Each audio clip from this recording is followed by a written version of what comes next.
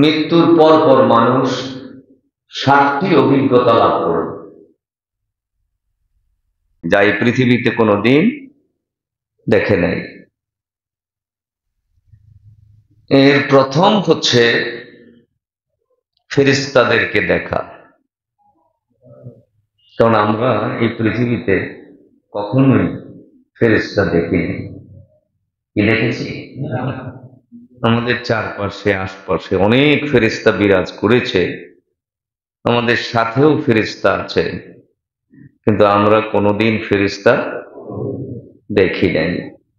কিন্তু মৃত্যুর পূর্ব মুহূর্তে রূহ তখনও আছে, তখনও রূহ যায় নাই। মৃত্যুর পূর্ব মুহূর্তে প্রত্যেকটা মানুষ ফেরেশতা দেখবে। সুবহানাল্লাহ।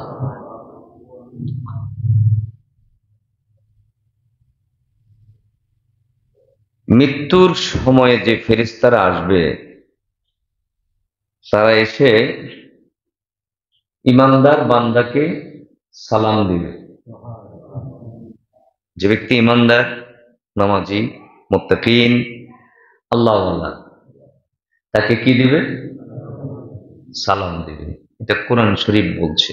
আল্লাহ পাক বলেন, এই যে আমি তেলাওয়াত করলাম সূরা নহলের 32 নম্বর আয়াত, যেখানে আল্লাহ পাক বলেন, আল্লাযীনা তাওফাহুমুল মালাইকাতু তাইয়্যিবিন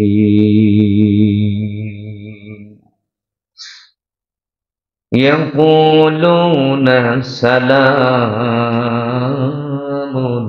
আলাইকুম।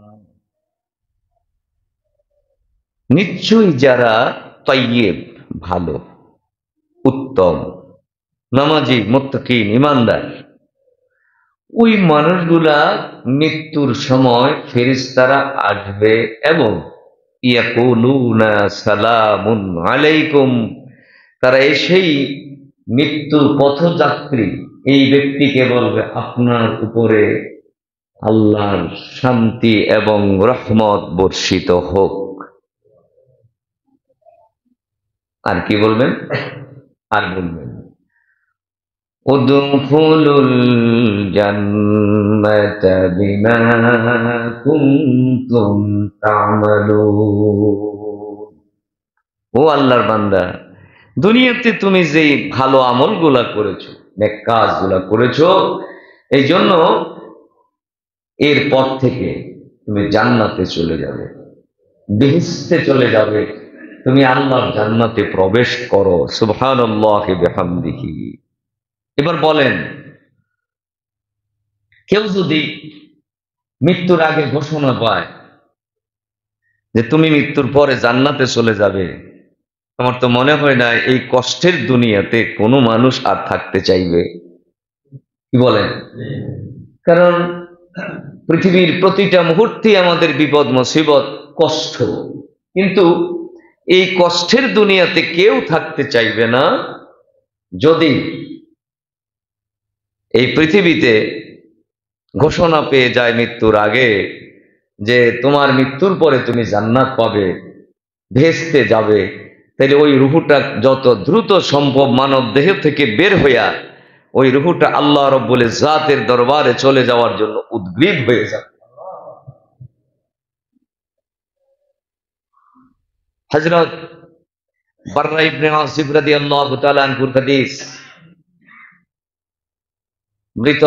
মৃতপ্রায় ব্যক্তির প্রথম অভিজ্ঞতা ফেরেশতাদের সাথে দেখা। বাররা ইবনে আসিব রাদিয়াল্লাহু তাআলা আনহু বলেন, নবী পাক সাল্লাল্লাহু আলাইহি ওয়াসাল্লাম বলেছেন, ইন্নাল আবদাল মুমিনা ইজা কানা ফি ইনকিতাইম মিনাদ দুনিয়া ওয়া ইকবালিম মিনাল আখিরাহ। একজন ইমানদার মানুষ যখন তার এই দুনিয়া থেকে চলে যাওয়ার টাইম হয়, আখিরাতের মুখোমুখি হওয়ার সময় যখন হয়, নাজালা ইলাইহি মালাকান, প্রথম 2 জন ফেরেশতা তার কাছে আসে। কয়জন? কান্না উজুহাহুমা শামস, তাদের চেহারা এত উজ্জ্বল মনে হয় যেন দুইটা সূর্য পৃথিবীতে নেমে আসে। ওই ব্যক্তি শুয়ে শুয়ে দেখে দুইজন ফেরেশতা এত উজ্জ্বল, এত সুন্দর চেহারার মালিক, এই দুইজন মানুষ যাদের চেহারার আলো হচ্ছে কিসের মতো? সূর্যের আলোর মতো চেহারা। ইয়াকুলানে লাহু, তারা দুইজন ওই ব্যক্তিকে ডেকে বলে, উখরুজি আইয়াতুহান নাফসুল তাইয়্যিবা, হে পবিত্র সুন্দর ভালো উত্তম আত্মা, তুমি বেরিয়ে আসো, তুমি বেরিয়ে আসো। এই কথাটা কিন্তু হাদিসের ভাষ্য, আর কোরআনে কারীমের ভাষ্য। আল্লাহ পাক কোরআনে কারীমের মধ্যে বলেছেন, ইয়া আইয়াতুহান নাফসুল মুতমাইন্নাহ ইরজিই ইলা রাব্বিকি রাদিয়াতাম মারদিয়া ফাদখুলি ফি ইবাদি ওয়াদখুলি জান্নাতি। হে পবিত্র আত্মা, প্রশান্তির আত্মা, তুমি তোমার প্রতিপালকের সন্তুষ্টি তোমার উপরে আছে, রাজি খুশি আছে তোমার আল্লাহ তোমার উপরে, তুমি বেরিয়ে আসো, এরপরে তুমি জান্নাতে প্রবেশ করো। কোরআনে কারীমে আল্লাহ বলেছেন আত্মাকে মৃত্যুর আগেই ডিক্লার দেওয়া হয়, তুমি বেরিয়ে আসো, জান্নাত তোমার জন্য অপেক্ষা করছে। সুবহানাল্লাহ। ওই রূহটা কোনোদিন আর দেহের মধ্যে থাকতে চায় না, এটা বেরিয়ে এসে আল্লাহর দিদারের জন্য মত্ত হয়ে যায়। এই ঘোষণা পাওয়ার পরে অবস্থাটা বান্দার এমন হয়, ফাতাখরুজু তাসিলু কামা তাসিলুল কাতরাতু মিন ফাইইস সাকা, কলসির মুখ থেকে পানি ঢাললে যেমন পানিটা ইজি বের হয়ে আসে, আমরা কলসি যখন উপর করি পানিটা আপসে আপ খুব সহজে বেরিয়ে আসে বাধা বিঘ্ন ছাড়া, ঠিক তেমনি ভাবে বান্দার রূহটাও এই ঘোষণা পাওয়ার পরে এমন সহজভাবে ফেরেশতার হাতে চলে আসে, আর কোনো রূহ আর পালাতে চায় না, রূহ আর কোথাও ঘুরতে চায় না, রূহটা তখন ফেরেশতার হাতে ইজি ভাবে সহজভাবে চলে আসে। এটাই হচ্ছে আসানির সাথে মওত। কিন্তু এই ফেরেশতারা যখন আসবে তখন ফেরেশতা জান্নাত থেকে এমন একটা কাপড় নিয়ে আসবে যে কাপড়টা এত সুগন্ধযুক্ত, আল্লাহ রাসূল সাল্লাল্লাহু আলাইহি ওয়াসাল্লাম বলেছেন এমন এক টুকরা কাপড় যদি পৃথিবীতে ছেড়ে দেওয়া হতো, গোটা পৃথিবীটা মেশক এবং আম্বরের গ্রান দ্বারা ভরপুর হয়ে যেত। আমাদের মৃত্যুর পর আমাদেরকে কাফন পরানো হয়, কিন্তু আমার আত্মাকেও কিন্তু একটা কাফন পরানো হয়।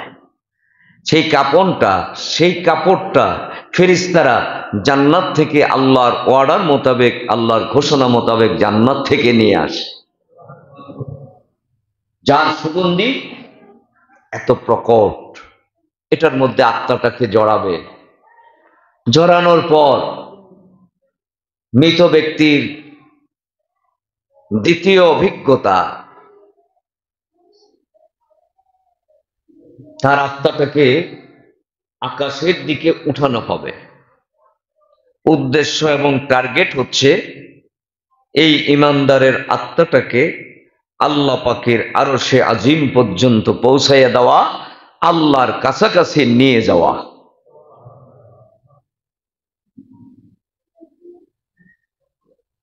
এই আত্মাটাকে যখন আল্লাহর কাছে উপস্থাপন করা হবে তখন আল্লাহ পাক বলবেন তার পরিচয় কি? ফেরেশতারা বলবে আয় আল্লাহ, এর পরিচয় হচ্ছে অমুকের ছেলে অমুক, পৃথিবীতে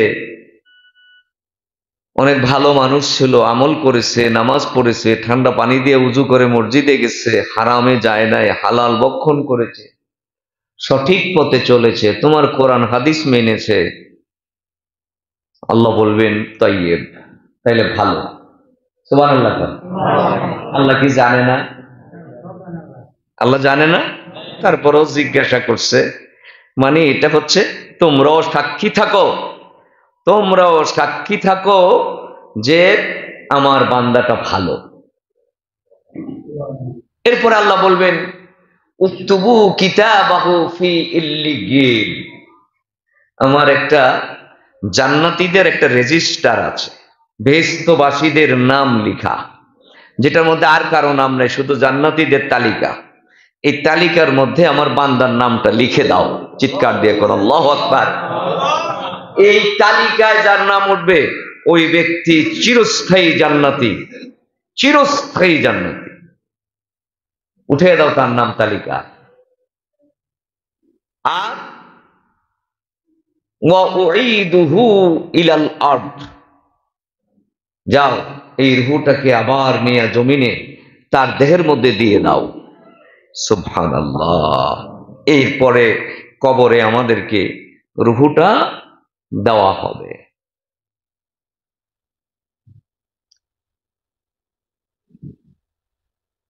আমার ভাইরা,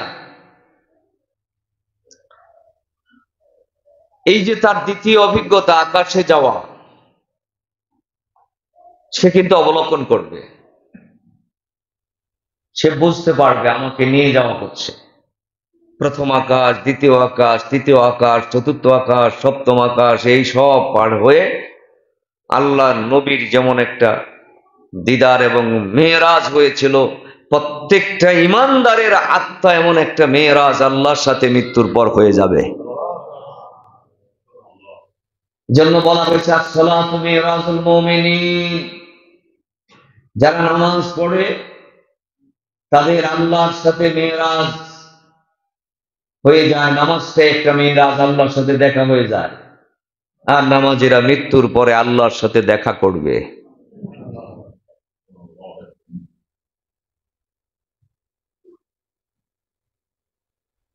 এরপরে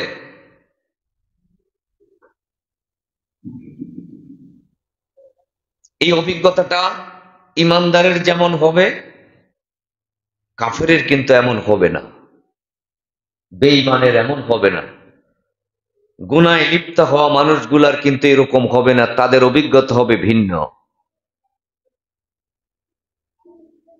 তাদের সেই আত্মাটা এটা বের হতে যাবে না। যখন ফেরেশতারা এসে ডাক দিবে, হে অপবিত্র আত্মা বেরিয়ে আসো, তোমার জন্য আল্লাহ দোজখ জাহান্নাম অপেক্ষা করছে। মৃত্যুর আগেই ঘোষণা দেওয়া হবে। তখন এই আত্মাটা থরথর করে কাঁপতে থাকবে আর বলবে, হায় হায়, আমার তো টাইম শেষ, আমি তো আর আমার জীবনের কিছু রেকটিফাই করার সুযোগ আমার নেই, আমি তো আর আল্লাহর ইবাদত করার সুযোগ আমার নেই, আমার ফয়সালা হয়ে গেছে, আমি জাহান্নামী।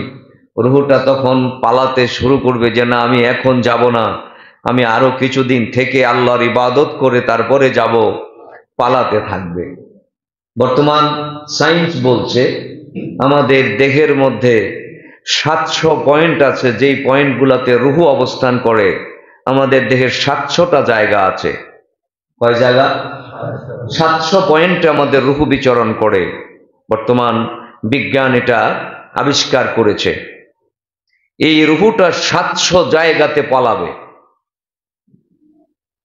ফেরেশতারা যত ডাকবে, বেরিয়ে আসো, রূহ ইমানদারের রূহুর মতো এত ইজি বের হয়ে আসবে না। এই যে আমরা বলি মৃত্যুর যন্ত্রণা, মৃত্যুর কষ্টটা কোনটা? এটাই মৃত্যুর কষ্ট। রূহ পালাবে, ফেরেশতারা জোর করে রূহটাকে বের করবে, জোর করে এখান থেকে ফেরেশতারা রূহটা বের করবে। তখন তাকে ফেরেশতারা পিটাবে, মারবে। আমার কথা না, আমার আল্লাহর কথা। সূরা আনফালের 50 নম্বর আয়াতে আল্লাহ বলেছেন, ফেরেশতারা রূহ বের করার জন্য বান্দাকে পিটাবে, তাকে থাবড়াবে, গালের মধ্যে থাবড়াবে। কোরআন শরীফে আল্লাহ বলেছেন, আল্লাহ বলেন, ওয়ালাউ তারা ইয ইয়াতাওয়াফাল্লাযীনা কাফারুল মালাইকা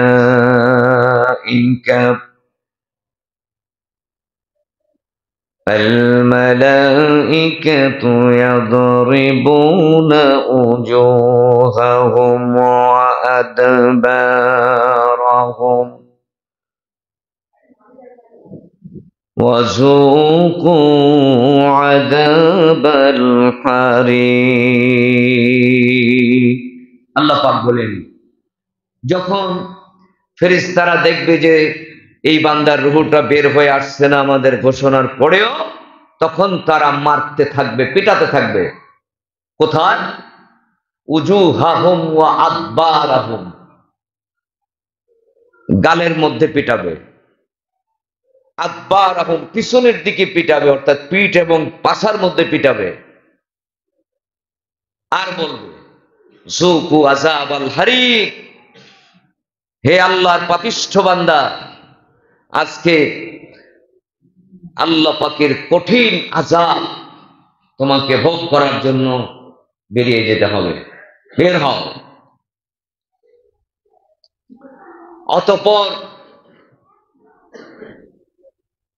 তার রূহটাকে এইভাবে চিপে চিপে দেহের প্রত্যেকটা জায়গায় ফেরেশতারা টাচ করবে এবং আক্রমণ করবে, যেখানে যেন রূহ পালাতে এত কষ্ট করে বের করবে। আল্লাহর হাবিব সাল্লাল্লাহু আলাইহি ওয়াসাল্লাম বলেছেন, মানুষের গোশত জীবিত অবস্থায় টেনে টেনে ছিঁড়ে ছিঁড়ে বের করলে মানুষ যেমন কষ্ট পায়, পায় না? পাবেন না? আহা, নখের কিনারে, আপনারা কি বলেন, নখের কানি কিনার উঠছে একটু, এইটা মশারির সাথে বাজে, লুঙ্গির সাথে বাজে, পাঞ্জাবির সাথে বাজে, এই জন্য এটাকে মিশ করে কেটে পরিষ্কার করার জন্য উদ্গ্রীব হয়ে যান। এটার এই ছোট্ট একটু এই চামড়ার যন্ত্রণাই তো আপনি সহ্য করতে পারেন না, তাইলে আপনার চামড়াগুলা যখন টেনে টেনে, বস্তুগুলা টেনে টেনে ছিঁড়লে কি অবস্থা হবে?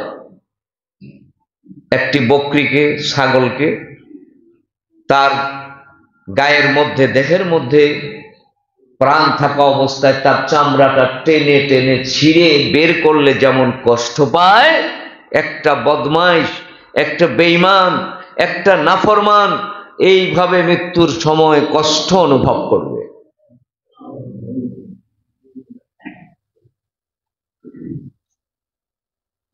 আমার ভাইরা, মৃত্যু যে কত কষ্টের, সেই ব্যক্তি মৃত্যুর মধ্যে না পড়ছে সে বুঝবে না।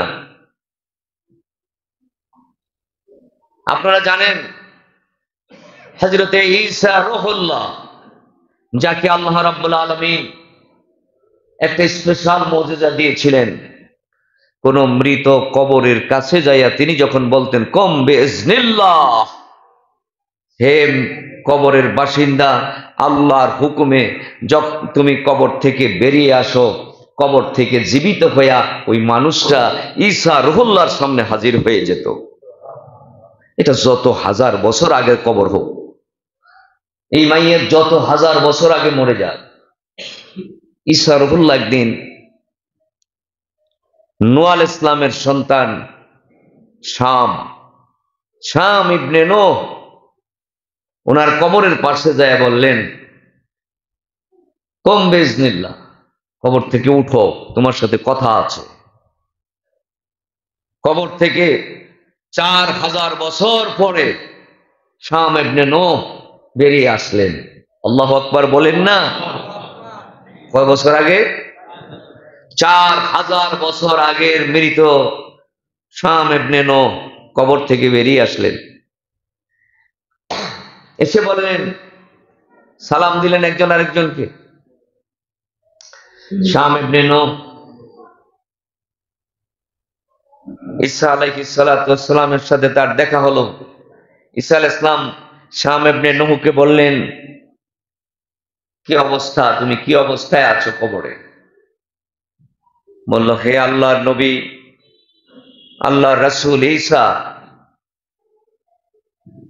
আমি আজ থেকে 4000 বছর আগে মারা গেছি, কিন্তু আমি আজও আমার মৃত্যুর সেই যন্ত্রণাটা ভুলতে পারি নাই।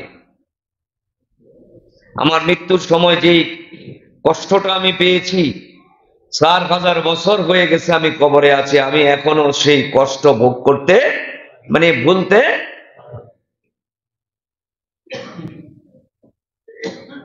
হযরতে ঈসা আলাইহিস সালাম বললেন, এখন যদি তোমাকে আল্লাহর কাছে বলে তোমার এই পৃথিবীতে থাকার জন্য আমি একটা সুপারিশ নিয়ে দেই, তাইলে পৃথিবীতে কি বসবাস করবে? শাম ইবনে নূহ বলল, এই আমার পৃথিবীতে থাকার পরে এরপরে কি হবে? বলল, এরপরে তোমার মৃত্যু হবে। শাম ইবনে নূহ বলল, যদি এরপরে আমার মৃত্যু হয় তাহলে আমি এই পৃথিবীতে আর থাকতে চাই না। যদি 1 কোটি বছর পরেও আমি মারা যাই, মৃত্যুর যে যন্ত্রণা ওইটা আমি আর ভোগ করতে পারবো না, ওইটা ভোগ করার মতো ক্ষমতা আমার নেই। অতএব আমি আর বাঁচতে চাই না, আমার মৃত্যু একবার হয়ে গেছে, দ্বিতীয়বার আমি আর যন্ত্রণা নিতে চাই না। মৃত্যুটা কত জটিল।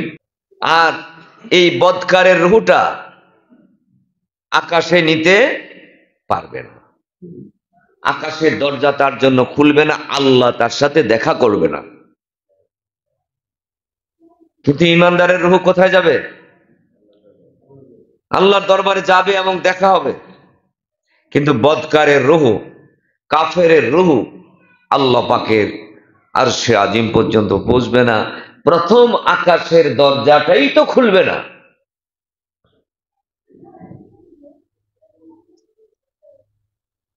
এরপরে তৃতীয় অভিজ্ঞতা, আখিরাতের পর্দা উন্মোচন হয়ে যাবে। প্রত্যেকটা মানুষ দুনিয়ার এই জগৎ থেকে ভিন্ন একটা জগতের পর্দা তার সামনে উন্মোচন হয়ে যাবে। আজকে আমরা এই দুনিয়ায় বসে কবরে কি হচ্ছে দেখি না, কি ভাই দেখি? অনুভব করতে পারি? পারি না।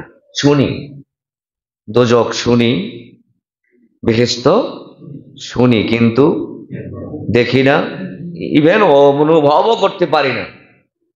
কিন্তু মৃত্যুর পরে আখিরাতের পর্দা উন্মোচন হয়ে যাবে।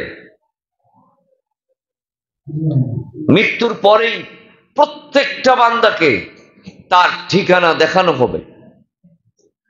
তুমি কোথায় থাকবে, জান্নাতে না জাহান্নামে? জান্নাতের ঠিকানাও দেখানো হবে, জাহান্নামের ঠিকানাও দেখানো হবে। আল্লাহ পাক বলেন, فَكَشَفْنَا عَنْكَ غِطَاءَكَ فَبَصَرُكَ الْيَوْمَ حَدِيدٌ। আল্লাহ পাক বলেন,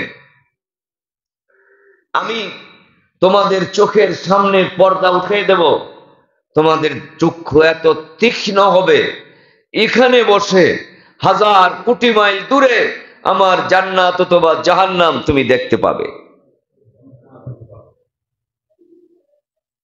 কার কথা এটা? আল্লাহর কথা। এটা মিক্স নেই। মৃত্যুর পরে যারা জান্নাতি তারা দেখবে জান্নাত, যারা জাহান্নামী তারা দেখবে কি? জাহান্নাম। এইবার চতুর্থ অভিজ্ঞতা, মৃত ব্যক্তিকে কয় ঘন্টা রাখা হয় মরার পরে? 8 ঘন্টা, 9 ঘন্টা, 10 ঘন্টা, 12 ঘন্টা। এরপরে তাকে গোসল করাইয়া সুন্দর আতর সুরমা সব মেখে সাদা সুন্দর একটা কাপড় দিয়ে মোড়াইয়া খাটের উপরে উঠাইয়া কবরের দিকে নিয়ে যাওয়া হয়, ঠিক না ঠিক? এই ঠিকানা দেখলো কিন্তু এই মৃত্যুর পর, কবরে যাওয়ার আগেই, কবরে যাওয়ার আগেই ঠিকানা দেখলো। যেমন আমরা ঘুম গেলে কি দেখি? স্বপ্ন দেখি না ভাই? ঘুমের মধ্যে তো অনেক কঠিন স্বপ্ন দেখি। যখন স্বপ্নটা দেখি তখন কি আমাদের কাছে ভয় লাগে না?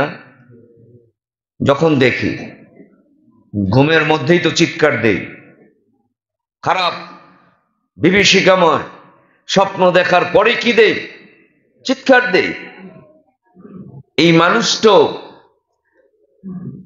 খাটের উপরে উঠার আগে, তার গোসলের আগেই সে তার ঠিকানা দেখছে। এদিকে তার আত্মীয় স্বজনরা কোরআন তেলাওয়াত করছে, কাঁদছে, কিন্তু সে তার ঠিকানা দেখছে। জান্নাতে যাবে না জাহান্নামে যাবে। এরপরে ধোয়া পরিষ্কার করে কাফনের কাপড় পরাইয়া ভিন্ন এক ঠিকানার দিকে, গন্তব্যের দিকে যাত্রা। আহা, কি বাস্তবতা! এই মানুষটাকে যখন নিয়ে যাওয়া হচ্ছে তখন সে নিজেও বুঝতে পারে, আমাকে আমার ঘর থেকে, আমাকে আমার বাড়ি থেকে, আমাকে আমার বিছানা থেকে নামিয়ে একটা গন্তব্যের দিকে নিয়ে যাওয়া হচ্ছে। সে নিজে কিন্তু বুঝতে পারে, আপনিও পারবেন, আমিও বুঝবো। মাইয়ের যখন বুঝবে যে আমাকে নিয়ে যাওয়া হচ্ছে, আর কোনোদিন আমার সন্তান আমাকে আব্বা বলে ডাকতে পারবে না, আমার স্ত্রী আর কোনোদিন আমার পাশে বসবে না, আমার মেয়ে কোনোদিন বাবা বলে আমার কাছে আর আসবে না, আমিও আর কাউকে ডাক দিতে পারবো না। ঠিক তেমনি ভাবে, ঠিক তখনই আপনার এই লোকটা একটা চিৎকার দেবে, সে ডাকবে, হে আমার পরিবার, আমাকে কোথায় নিয়ে যাচ্ছ? ও আমার সন্তান কাঁধে করে আমাকে কোথায় নিয়ে যাচ্ছ? সে আর্তনাদ করবে, তার চিৎকার কেউ শুনবে না। সে ডাকবে, আমাকে নিও না, আমাকে আরো সময় দাও, একটু টাইম দাও। তার চিৎকার কেউ শুনবে না। সে তার জানাজায় উপস্থিত হওয়া এই মানুষগুলার কথাবার্তা সে বুঝতে পারবে, কিন্তু সে কোনো প্রতিবাদ মানে কিছু বলতে পারবে, সে বলবে, শুনবে, কিন্তু তার কথাই পৃথিবীর কেউ শুনবে না। পঞ্চম অভিজ্ঞতা, কবরের মাটির সাথে কথা হবে। কবরের মাটি কথা বলবে। কবরের মাটি বলবে, হে আল্লাহর বান্দা, তুমি যে আমার মধ্যে এসেছো, প্রিপারেশন আছে? আমার ভিতরটা অনেক অনেক কষ্টের, যন্ত্রণা। আল্লাহর বান্দা যদি ইমানদার হয়, সে তখন ডাক দিয়ে বলবে, হে কবরের মাটি, তোমাকে যে আল্লাহ সৃষ্টি করেছে, আমাকেও সে আল্লাহ সৃষ্টি করেছে। আমি আমার স্রষ্টার আল্লাহর ইবাদত করে দুনিয়া থেকে এসেছি। অতএব তুমি আমাকে ভয় দেখাইও না। আল্লাহর হুকুম ছাড়া আমার কোনো ক্ষতি করার ক্ষমতা তোমার নাই। চিৎকার দিয়ে কোন আল্লাহু আকবার। ইমানদার কত মজবুত! কবরের ধমকের পরে ইমানদার যখন ধমক দিবে, কবর তখন চুপসে যাবে। কবর বলবে, তোমার কথা যদি সঠিক হয়, তাইলে আমি ঘোষণা করলাম, যাও, তোমার কোনো আযাব কবরে হবে না। সুবহানাল্লাহ। এবং তোমার কবরটা যতটুকুন চোখে দেখো, ততটুকুন পর্যন্ত তোমার কবরটা প্রশস্ত হয়ে যাবে। আমার ভাইরা, এই অভিজ্ঞতা আমাদের হবে। 6 নাম্বার অভিজ্ঞতা, মুনকার নাকিরের প্রশ্নের জবাব দিতে হবে। 7 নাম্বার অভিজ্ঞতা, আমাদেরকে কবরের ভিতরে জান্নাত অথবা জাহান্নামের দিকে আমাদের জানালা খুলে দেওয়া হবে। কবরে বসে আমরা জান্নাত দেখব অথবা জাহান্নাম দেখব, এটা আমাদের বাস্তবতা। এই একজন মানুষকে মৃত্যুর সময় এই 7টি অভিজ্ঞতা তার হবেই হবে।